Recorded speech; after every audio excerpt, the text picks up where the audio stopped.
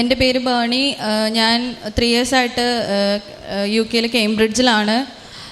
മാതാവ് തന്ന എല്ലാ അനുഗ്രഹങ്ങൾക്കും മാതാവിനും ദേവകുമാരനും ഒരു കോടി നന്ദി. കാരണം എന്നെ സംബന്ധിച്ചിടത്തോളം എൻ്റെ ജോലി എന്ന് പറയുന്നത് എനിക്ക് മാതാവ് തന്നതാണ്. എൻ്റെ ഡിഗ്രിയോ അല്ലെങ്കിൽ ഞാൻ പഠിച്ചതോ ഒന്നും എനിക്ക് ഈ നിമിഷം വരെ എനിക്കത് ഉപയോഗപ്പെട്ടതായിട്ട് എനിക്ക് തോന്നിയിട്ടില്ല. മാതാവ് അച്ഛൻ പറയുന്ന പോലെ 0 മെറിറ്റിൽ നിന്നിട്ടാണ് എനിക്ക് UK ജോലി കിട്ടിയത്. എനിക്ക് UK ജോലി കിട്ടിയത് എങ്ങനെയെന്ന് വെച്ചാൽ, ഞാൻ 2021 പഠിച്ചിറങ്ങിയതാണ് UK. അപ്പോൾ 22 തൊട്ട് ഞാൻ UK വർക്ക് ചെയ്യുവാണ്. അപ്പോഴും ഇൻ്റർനാഷണൽ സ്റ്റുഡൻ്റ് ആയതുകൊണ്ട് എനിക്കൊരു സ്പോൺസർഷിപ്പ് വേണം ജോലി ചെയ്യാൻ. അപ്പോൾ സ്പോൺസർഷിപ്പ് കമ്പനികൾ പൊതുവേ തരത്തില്ല, കാരണം അത് അവർക്ക് കുറച്ച് എക്സ്പെൻസീവാണ്. അതുകൊണ്ട് അവർ നമുക്ക് സ്പോൺസർഷിപ്പ് ജോലി തരില്ല. അങ്ങനെ എനിക്കൊരു കമ്പനിയിൽ സ്പോൺസർഷിപ്പ് ഇല്ലാതെ ജോലി കിട്ടി. അതും വേൾഡിലെ ഓൾമോസ്റ്റ് 3rd ലാർജസ്റ്റ് ഫാർമസ്യൂട്ടിക്കൽ കമ്പനിയിലാണ് മാതാവ് എനിക്ക് ജോലി തന്നത്. എനിക്ക് ജോലി തന്നു, എനിക്ക് സാലറി തന്നു. അപ്പോഴും എനിക്ക് മാതാവ് സ്പോൺസർഷിപ്പ് തന്നില്ലായിരുന്നു. അതെനിക്ക് ഭയങ്കര വിഷമമായിട്ടിരിക്കുമായിരുന്നു. എന്നാലും എൻ്റെ ഹിതമല്ല, അവിടുത്തെ ഹിതം നിറവേറട്ടെ എന്ന് തന്നെ വിചാരിച്ച് ഞാൻ പ്രാർത്ഥിച്ചുകൊണ്ട് തന്നെ ഇരുന്നു.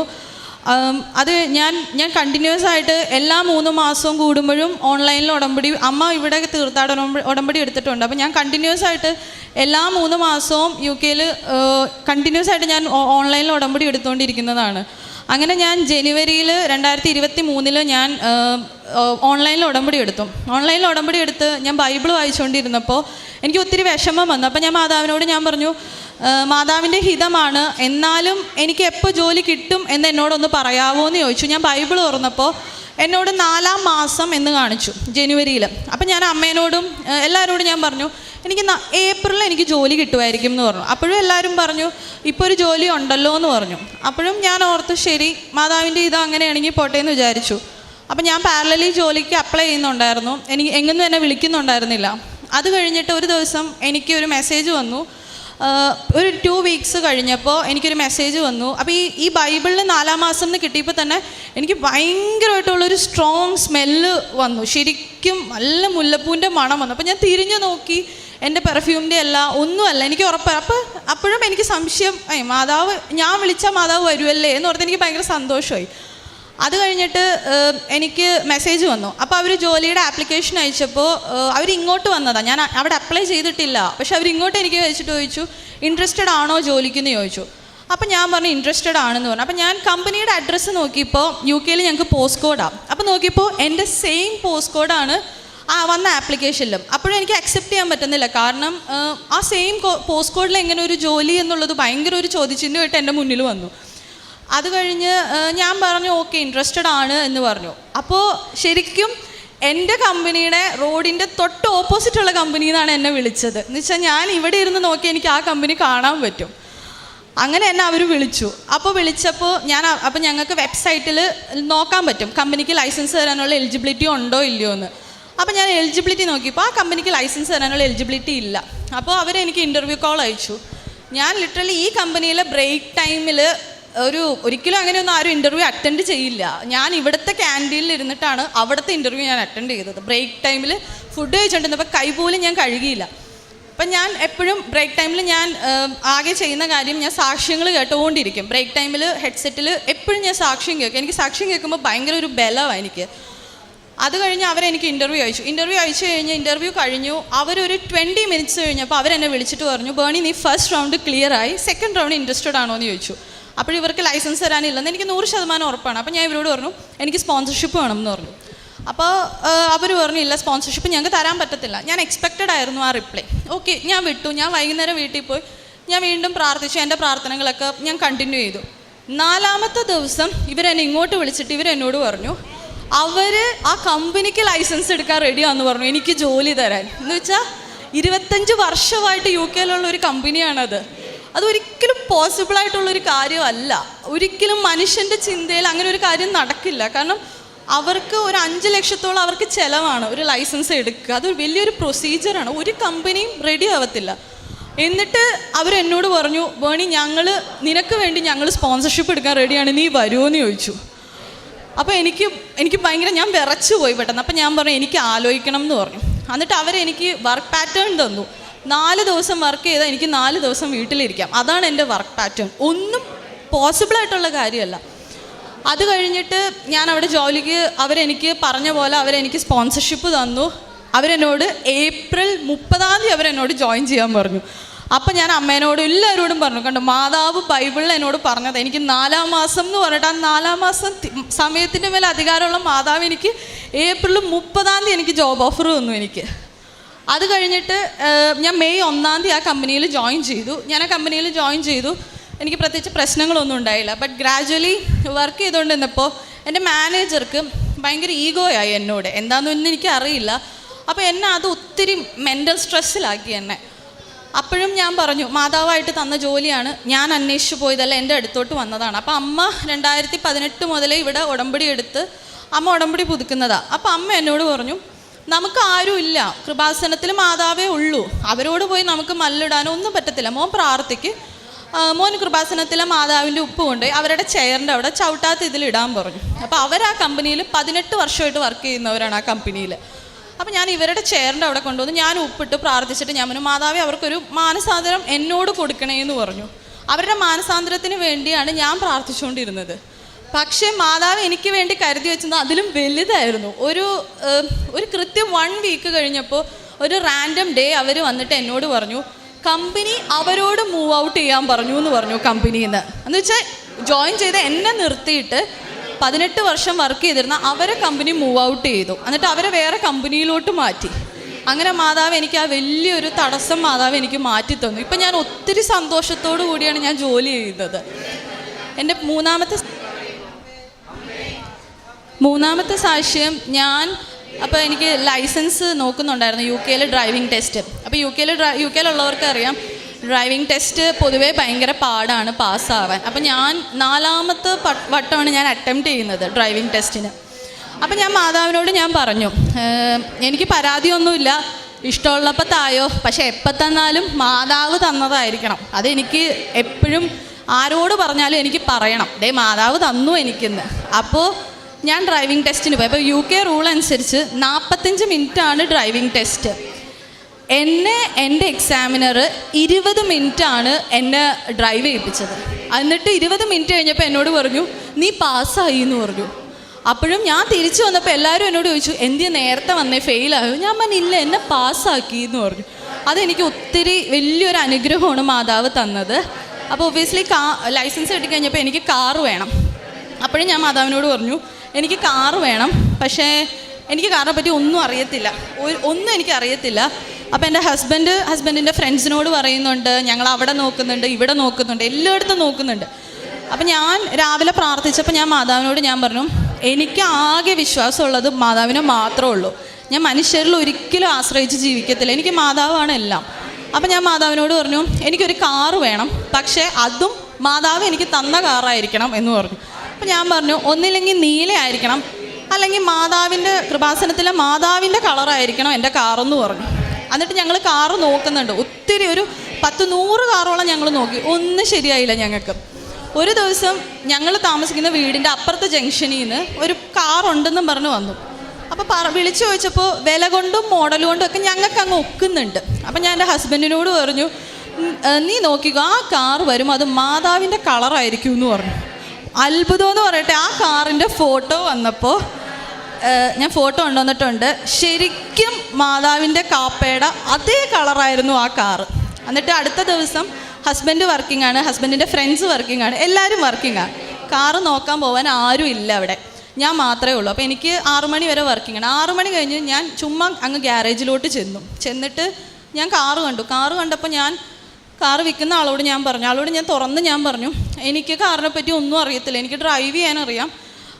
അപ്പോൾ ആൾ എന്നോട് പറഞ്ഞു, നീ ബോണറ്റ് പൊക്കി നോക്ക്, ഓടിച്ച് നോക്കുന്നൊക്കെ പറഞ്ഞു. ഞാൻ പറഞ്ഞു, ചേട്ടാ എനിക്ക് ബോണറ്റ് പൊക്കി നോക്കി അതിൽ എന്താണ് പാർട്സ് എന്ന് കണ്ടാൽ പോലും എനിക്ക് മനസ്സിലാവത്തില്ല, എനിക്ക് അറിയില്ല എന്ന് പറഞ്ഞു. എന്നിട്ട് എന്നോട് പറഞ്ഞു, നീ ഓടിച്ച് നോക്കുമെന്ന് പറഞ്ഞു. അപ്പോൾ എനിക്ക് അതിനുള്ള ധൈര്യം വരുന്നില്ല. അപ്പോൾ ആൾ പറഞ്ഞത്, നീ കയറി, ഞാൻ ഓടിച്ച് കാണിക്കാമെന്ന് പറഞ്ഞു. അപ്പോൾ ആ മനുഷ്യനെ എന്നെ പറ്റിക്കണമെന്നുണ്ടെങ്കിൽ ഞാൻ വളരെ സുഖമായിട്ട് പറ്റിക്കപ്പെടും. അത് കഴിഞ്ഞിട്ട് ഞാൻ കാറ് മേടിച്ചപ്പോൾ ഞാൻ അയാളോട് ഞാൻ ആ മനുഷ്യനോട് ഞാൻ പറഞ്ഞു, എനിക്കൊരു മാതാവുണ്ട്, കൃപാസനത്തിലെ മാതാവാണ്, പോളിഷുകാരനാണ്, കൃപാസനത്തിലെ മാതാവാണ്, മാതാവിൻ്റെ കളറാണിത്. അപ്പം മാതാവ് തന്ന കാറാന്ന് ഞാനങ്ങ് വിശ്വസിക്കുക, ഞാനിതങ്ങ് വീട്ടിൽ കൊണ്ടുപോകാമെന്ന് പറഞ്ഞു. ഞാൻ ഈ കാറും കൊണ്ട് വീട്ടിൽ വന്നു കഴിഞ്ഞിട്ടാണ് എൻ്റെ ഹസ്ബൻഡ് അറിയുന്നതും, എൻ്റെ വീട്ടിലറിയുന്നതും, എൻ്റെ ഹസ്ബൻഡിൻ്റെ വീട്ടുകാരും എല്ലാവരും അറിയുന്നതും. എല്ലാവരും എന്നോട് ചോദിച്ച ഒറ്റ ചോദ്യമുള്ളൂ, എന്ത് ധൈര്യത്തിലാണ് നീ ആ കാറും കൊണ്ട് വീട്ടിലോട്ട് വന്നേ? ആ കാറിന് എന്ത് ഗ്യാരണ്ടി നിനക്കുണ്ടെന്ന് ചോദിച്ചു. ഞാൻ പറഞ്ഞു, ആ ഗ്യാരണ്ടി എനിക്ക് എൻ്റെ മാതാവാണ്. മാതാവിൻ്റെ കളറാണെങ്കിൽ ആ കാർ എന്നെ ചതിക്കൂല എന്ന് പറഞ്ഞു. ഇന്ന് ഞാൻ ആ കാറ് മേടിച്ചിട്ട് 6 മാസമായി. ഒറ്റ ദിവസം ഞങ്ങൾ എവിടെ പോയാലും 200-250 കിലോമീറ്ററൊക്കെ ഞാൻ ഡ്രൈവ് ചെയ്യുന്നുണ്ട് UK-ൽ. ആ കാറ് ഒത്തിരി പേര് ഓടിച്ചു നോക്കി. എല്ലാവരും അത്ഭുതത്തോടു കൂടി ചോദിച്ചൊരു ചോദ്യമാണ്, ഈ കാർ എവിടെ നിന്ന് കിട്ടി? ഇതെന്ത് ഇത്രയും നല്ലൊരു കാർ ഈ വിലയ്ക്ക് നിനക്ക് എങ്ങനെ ഒത്തു കിട്ടിയെന്നാണ്. എല്ലാവരോടും ഞാൻ ഒരുപാട് സന്തോഷത്തോടു കൂടി പറയാറുണ്ട്, അതെനിക്ക് മാതാവ് തന്ന കാറാ. എൻ്റെ കാറിൽ ഞാൻ ആ കാറ് തന്നെ മാതാവായിട്ടാണ് സങ്കല്പിക്കുന്നത്. കാരണം എൻ്റെ കാറിൽ കയറി കഴിഞ്ഞാൽ ഞാൻ ഡ്രൈവ് ചെയ്യുന്നതിൻ്റെ ഇപ്പുറത്ത് കൃപാസനത്തിലെ മാതാവിൻ്റെ കൊന്ത, ഫ്രണ്ടിലും മാതാവിൻ്റെ രൂപം, ഞാൻ ഇരിക്കുന്ന ബാക്ക് സീറ്റിൽ ഞാൻ മാതാവിൻ്റെ ഫോട്ടോ ഒട്ടിച്ച് വെച്ചിട്ടുണ്ട്. ഞാൻ പറഞ്ഞിട്ടുണ്ട് എൻ്റെ കൂടെ വരണം, കാരണം UK-ൽ ഡ്രൈവിംഗ് റൂൾസൊക്കെ ഭയങ്കര സ്ട്രിക്റ്റാണ്.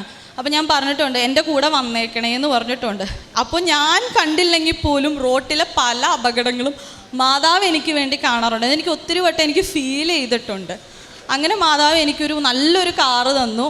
പിന്നെ അത് കഴിഞ്ഞിട്ട് പിന്നെ എൻ്റെ അടുത്ത സാക്ഷ്യം എന്ന് വെച്ച് കഴിഞ്ഞാൽ, എൻ്റെ ഹസ്ബൻഡിൻ്റെ ബാക്കിലൊരു സ്പൈനലിൻ്റെ അവിടെ ഒരു ലംബ് പോലെ വന്നിട്ടുണ്ട്. അപ്പോൾ എന്നോട് ചോദിച്ചപ്പോൾ പറഞ്ഞു, അതൊരു 4-5 ഇയേഴ്സായിട്ട് ആ ലംബ് അവിടെ ഉണ്ടെന്ന് പറഞ്ഞു.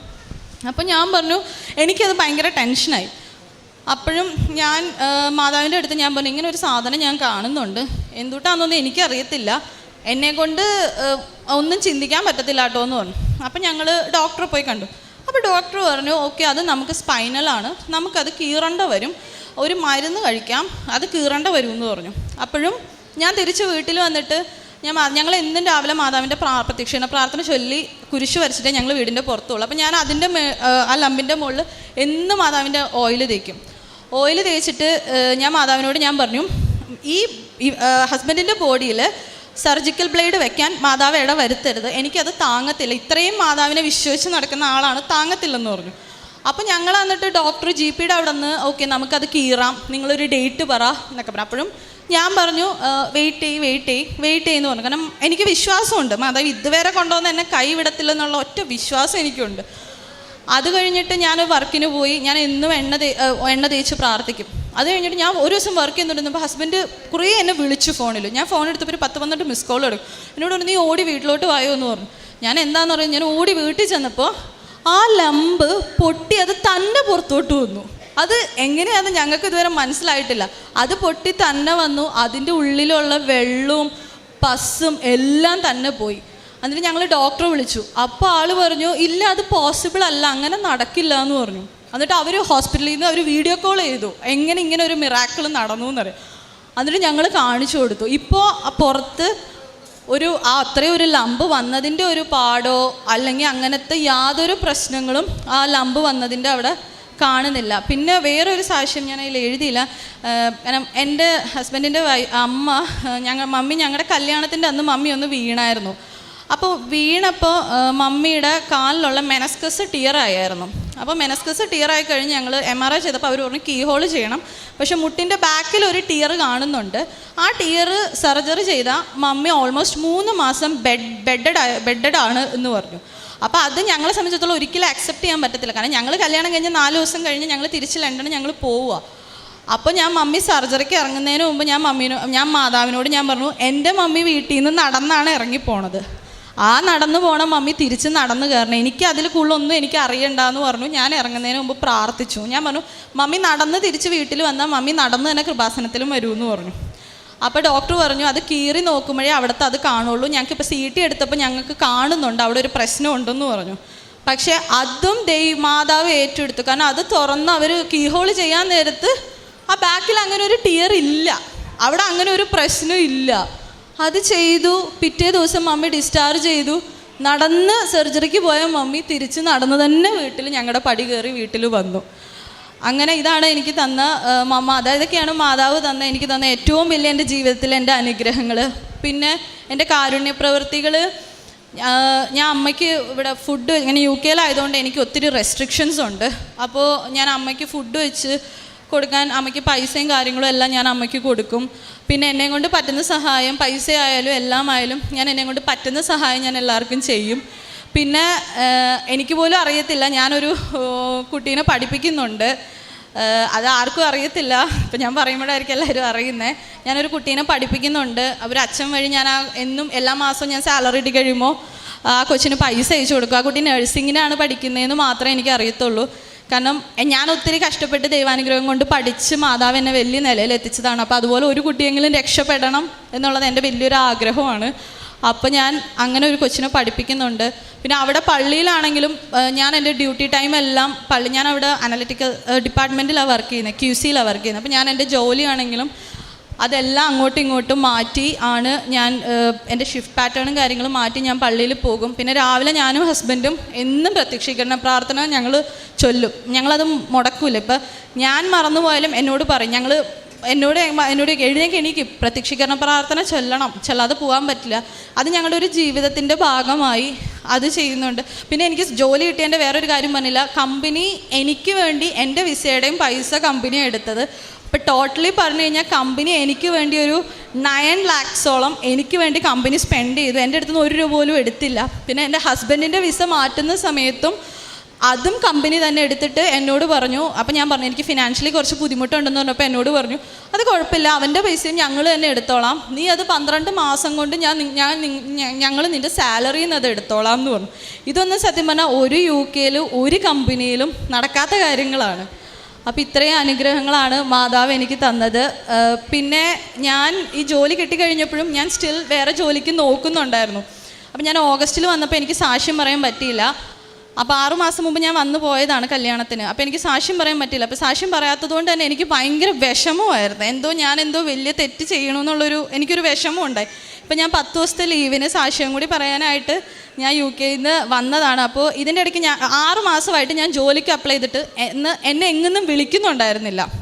അപ്പോൾ ഈ പ്രാവശ്യം ഞാൻ വരാൻ തീരുമാനിച്ച അന്ന് ഇവിടെ വരാൻ ടിക്കറ്റ് എടുത്ത് വൈകുന്നേരം ഞാനൊരു ജോലിക്ക് അപ്ലൈ ചെയ്തു. വൈകിട്ട് 4:30 ഞാൻ അപ്ലൈ ചെയ്ത ജോലി രാവിലെ 9 മണിക്ക് അവരെനിക്ക് ഇൻ്റർവ്യൂ ഷെഡ്യൂൾ ചെയ്തു. ഇൻ്റർവ്യൂ ഷെഡ്യൂൾ ചെയ്തിട്ട് ഞാൻ ആ ഇൻ്റർവ്യൂ അറ്റൻഡ് ചെയ്യാൻ മറന്നുപോയി. എൻ്റെ ജീവിതത്തിൽ അങ്ങനെ ഒരു കാര്യം നടന്നിട്ടില്ല. അപ്പോഴും ഞാൻ മാതാവിനോട് പറഞ്ഞു, എൻ്റെ ഹിതമല്ല, മാതാവിൻ്റെ ഹിതം നിറവേറട്ടെ, എനിക്ക് അർഹതപ്പെട്ട ജോലിയല്ല, അല്ലെങ്കിൽ 120 പേര് ആ ജോലിക്ക് അപ്ലൈ ചെയ്തിട്ടുണ്ട്. അപ്പം ഞാൻ മാതാവിനോട് പറഞ്ഞു, ഞാൻ പോയാൽ ബാക്കി 119 പേര് അവർക്കുണ്ട് എന്ന് പറഞ്ഞ് ഞാൻ വിട്ടു. പക്ഷേ പിറ്റത്തെ ദിവസം അവരെന്നെ ഇങ്ങോട്ട് പിന്നെയും വിളിച്ചു, നീ എന്തുകൊണ്ട് ഇൻ്റർവ്യൂ അറ്റൻഡ് ചെയ്തില്ല എന്ന് ചോദിച്ചാൽ അവർ പിന്നെ എന്നെ ഇങ്ങോട്ട് വിളിച്ചിട്ട് അവരെനിക്ക് പിന്നെ ഒരു ചാൻസ് തന്നു. അങ്ങനെ ഞാൻ മെയ് 10 ഇങ്ങോട്ട് വന്നത്. ഞാൻ മെയ് 9 ഞാൻ ആ ഇൻ്റർവ്യൂ അറ്റൻഡ് ചെയ്തിട്ടാണ് വന്നേക്കുന്നത്. ഇൻ്റർവ്യൂ പാസ്സാവോ ഇല്ലയോ എന്നുള്ളത് എനിക്കൊരു പ്രശ്നമല്ല, പക്ഷേ മാതാവ് ഉണ്ട്, അതൊരു തെളിവ്. ഞാൻ മാതാവിൻ്റെ അടുത്ത് ഒരിക്കലും അനുഗ്രഹങ്ങളെക്കാൾ കൂടുതൽ ഞാൻ അടയാളങ്ങൾ ചോദിക്കാറുണ്ട്. പിന്നെ എൻ്റെ ജീവിതത്തിൽ ഞാൻ വിശ്വസിക്കുന്ന ഏറ്റവും വലിയ വചനം റോമ 8:18, നിനക്ക് ഞാനിപ്പോൾ തരുന്ന സഹനങ്ങളെക്കാൾ വലുതായിരിക്കും നിനക്ക് ഞാൻ തരാൻ പോകുന്ന സന്തോഷം. അത് സത്യമാണ്. എനിക്ക് എല്ലാ കാര്യങ്ങളും ഒത്തിരി വിഷമിക്കും, പക്ഷേ മാതാവ് അത് തരുമ്പോൾ ആർക്കും പറഞ്ഞാൽ യുക്തിപരമായിട്ട് ചിന്തിച്ചാൽ നടക്കാത്ത രീതിയിലുള്ള കാര്യങ്ങളാണ് മാതാവ് എൻ്റെ ജീവിതത്തിൽ എനിക്ക് തരുന്നത്. ഇത്രയും അനുഗ്രഹങ്ങൾ തന്ന് എൻ്റെ കുടുംബത്തെയും കാത്തു നോക്കുന്ന മാതാവിന് 1000 നന്ദി. കരങ്ങളടിച്ച് നമുക്ക് ദൈവത്തിൻ്റെ നാമം മഹത്വപ്പെടുത്താം. UK-യിൽ നിന്ന് സഹോദരി പറഞ്ഞ സാക്ഷ്യം വ്യക്തമാണ്. കൃപാസനത്തോട് കടന്നു വന്ന് ഇന്നാണ് തീർത്ഥാടക ഉടമ്പടി എടുത്ത് പ്രാർത്ഥിക്കുന്നത്. അതിനു മുമ്പ് ഓൺലൈൻ മരിയൻ ഉടമ്പടി വഴിയായിട്ടാണ് ഈ വലിയ വലിയ ദൈവാനുഭവങ്ങൾ ഈ കുടുംബത്തിന് ലഭിച്ചിട്ടുള്ളത്. ഒപ്പം തന്നെ മകൾ പറഞ്ഞതുപോലെ തന്നെ അമ്മ നാളുകളായിട്ട് 2018 മുതൽ 2018 മുതൽ മരിയൻ ഉടമ്പടി എടുത്ത് പ്രാർത്ഥിക്കുന്നുള്ളതാണ്. അപ്പോൾ തീർച്ചയായിട്ടും നമുക്കറിയാം, മരിയൻ ഉടമ്പടി അമ്മ എടുക്കുമ്പോൾ കുടുംബത്തിന് മൊത്തമാണ് അതിൻ്റെ ദൈവിക സംരക്ഷണം കിട്ടുന്നത്. ആ ഒരു കൃപയിലാണ് ഈ മകൾക്കും ജോലി ലഭിക്കുന്നതും അവിടെ സെറ്റിലാവുന്നതും വിവാഹം നടക്കുന്നതും അങ്ങനെയുള്ള കാര്യങ്ങളെല്ലാം നടക്കുന്നു, അല്ലേ? അങ്ങനെ തന്നെയല്ലേ? അപ്പോൾ അതിനുശേഷം സംഭവിച്ച കാര്യങ്ങളാണ് നമ്മളോടിപ്പോൾ സാക്ഷ്യത്തിൽ ചുരുങ്ങിയ വാക്കുകളിൽ പറഞ്ഞത്. അവിടെ ജോലിയില്ലാതെ വിഷമിച്ച സമയത്ത് ഒരു സ്പോൺസർഷിപ്പിൻ്റെ ഒരു ഇഷ്യൂ വന്നപ്പോൾ മാതാവിനോട് മധ്യസ്ഥം തേടി നല്ലൊരു ജോലിക്ക് വേണ്ടി പ്രാർത്ഥിച്ചപ്പോൾ ബൈബിള് തുറന്നപ്പോൾ 4-ാം മാസം ജോലി കിട്ടുമെന്നുള്ള വലിയ സന്ദേശം കിട്ടി. ഒപ്പം തന്നെ വലിയൊരു സുഗന്ധാഭിഷേകവും ഫീൽ ചെയ്തു എന്നാണ് പറഞ്ഞത്. അപ്പോൾ അതായത് ദൈവമാതാവിൻ്റെ വലിയ സാന്നിധ്യമാണ്. മരിയൻ ഉടമ്പടി എടുത്ത് പ്രാർത്ഥിക്കുന്ന അനേകായിരം നമുക്ക് പറയാൻ പറ്റത്തില്ല, 10,000-കണക്കിന് മക്കളാണ് ഇതിനോടകം തന്നെ ദൈവമാതാവ് പല വേഷത്തിൽ, ഭാവത്തിൽ ഒക്കെ ഞങ്ങളുടെ കൂടെ സഞ്ചരിച്ചതെന്ന് പറഞ്ഞു. അതിൻ്റെ ഒരു വലിയ ദൈവമാതാവ് കൂടെ സഞ്ചരിക്കുന്നതിൻ്റെ അടയാളമാണ് സുഗന്ധാഭിഷേകം. മകൾക്ക് അത് കിട്ടി.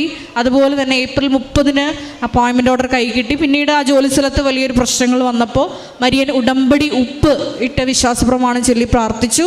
നമുക്കറിയാം, ദൈവരാജ്യം ഒരു വിഷയത്തിൽ നമ്മൾ ലോകരാജ്യത്തിൽ ആയിരിക്കുമ്പോഴാണ് പൈശാചിക തിന്മകളൊക്കെ തലപൊക്കുന്നത്. അങ്ങനെയുള്ളൊരവസ്ഥയിൽ നമ്മൾ മരിയൻ ഉടമ്പടി ഉപ്പിട്ട് പ്രാർത്ഥിക്കുന്നത് അവിടെ ദൈവരാജ്യം സംസ്ഥാപിതമാകാൻ വേണ്ടിയിട്ടാണ്. അപ്പം അങ്ങനെ ഉപ്പിട്ട് പ്രാർത്ഥിച്ചപ്പോൾ 18 വർഷം അവിടെ ഉണ്ടായിരുന്ന ആ ഒരു സ്റ്റാഫ് മാനേജർ തന്നെ അവിടെ നിന്ന് മൂവ് ചെയ്യാൻ അവിടുത്തെ ഉന്നതാധികാരികൾ തന്നെ പറയുകയും ഈ മകൾക്ക് ആ ജോലിയിൽ സമാധാനത്തോടു കൂടി പുലരാൻ സാധിച്ചു എന്നാണ് സാക്ഷ്യത്തിൽ പറഞ്ഞത്. അതുപോലെ ചെറുതും വലുതുമായിട്ടുള്ള ഒത്തിരി അടയാളങ്ങൾ, നേർച്ച വസ്തുക്കൾ വഴി കിട്ടി. ഏറെ പ്രത്യേകമായിട്ട് ഹസ്ബൻഡിന് ലഭിച്ച സൗഖ്യം ഉടമ്പടി തൈലം പുരട്ടി പാർച്ചിൻ്റെ ഫലമായിട്ട് ഡോക്ടർ തന്നെ പറഞ്ഞു, ഇങ്ങനെ ഒരു ലംബ് സ്പൈനിൻ്റെ ആ സൈഡിലുള്ളത് ഇങ്ങനെ പുറത്തോട്ട് വരാൻ സാധ്യതയില്ല. പക്ഷേ അത് കത്തിവെക്കാൻ ഇടയാക്കില്ലേ എന്ന് ദൈവമാതാവരുടെ സ്വാതന്ത്ര്യത്തോടു കൂടി ദൈവസ്നേഹത്തോടെ പ്രാർത്ഥിച്ചപ്പോൾ ദൈവമാതാവ് അക്ഷരാർത്ഥത്തിൽ അത് നിറവേറ്റി കൊടുത്തു എന്നാണ് സാക്ഷ്യത്തിൽ പറഞ്ഞത്. അപ്പോൾ മരിയൻ ഉടമ്പടി വഴിയായിട്ട് ഈ കുടുംബത്തിനും അതുപോലെ തന്നെ UK-യിലായിരിക്കുന്ന ഹസ്ബൻഡിനും അതുപോലെ തന്നെ അമ്മ ആണ് ആദ്യമായിട്ട് മരിയൻ ഉടമ്പടി എടുത്ത്